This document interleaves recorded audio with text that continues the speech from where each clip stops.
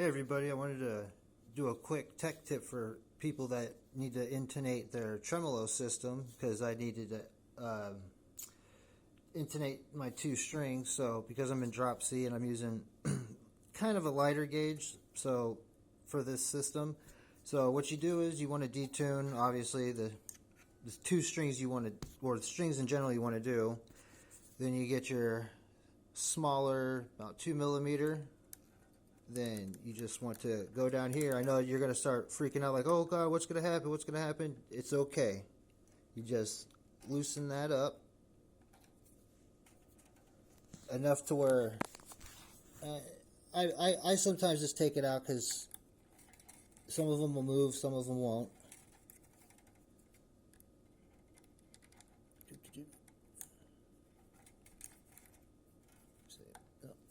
Yeah, so you're going to have to take the screws completely out. I've had some that like they'll just move without you taking them out, but it's no big deal. Because you'll know when it needs to be intonated, because it'll always detune even when it tunes.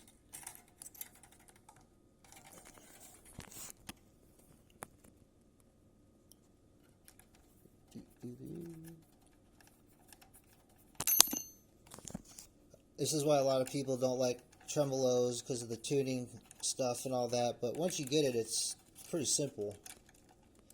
So here, so you see there's,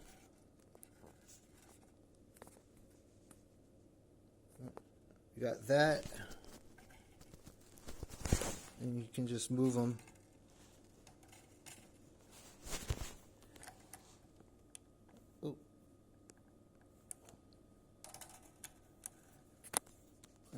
And that's how you intonate. You just move it upwards. And you want to put it back in there, like that.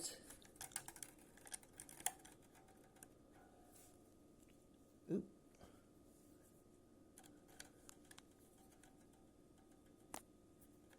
I mean, it's that simple. It's not anything hard. But I mean, if you haven't done it, it's almost like scary, because you're like, oh my God, what am I doing? What am I doing to my guitar? So I mean, don't think you're the first person to ever trip out.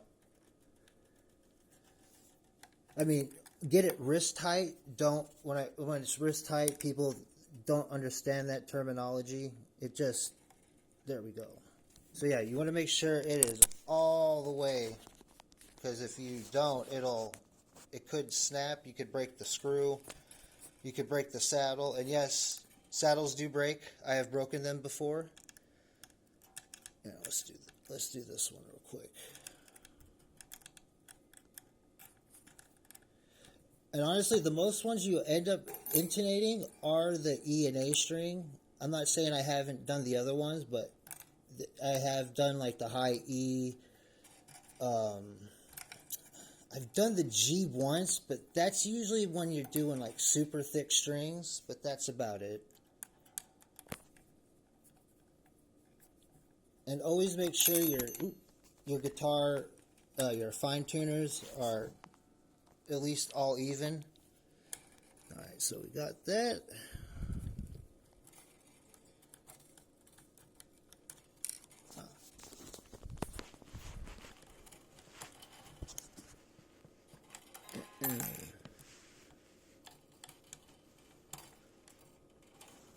I've seen some people just completely restring their instrument. I think that's kind of a waste of money, because you'd be surprised how long strings can last.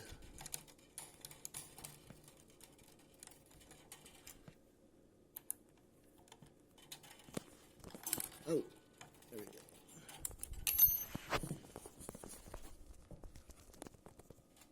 go. You gotta love the hard parts.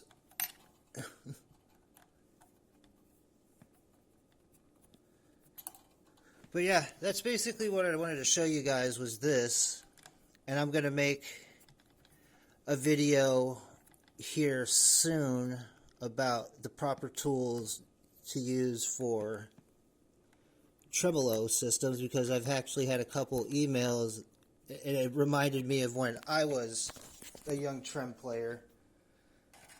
And I didn't know what I was doing, you know, because when you first get these, it's hard to really grasp the concept of the floating trem, and it's on springs, and, you know, you just see the whammy bar and go, oh man, this is really cool looking. And, you know, it took me a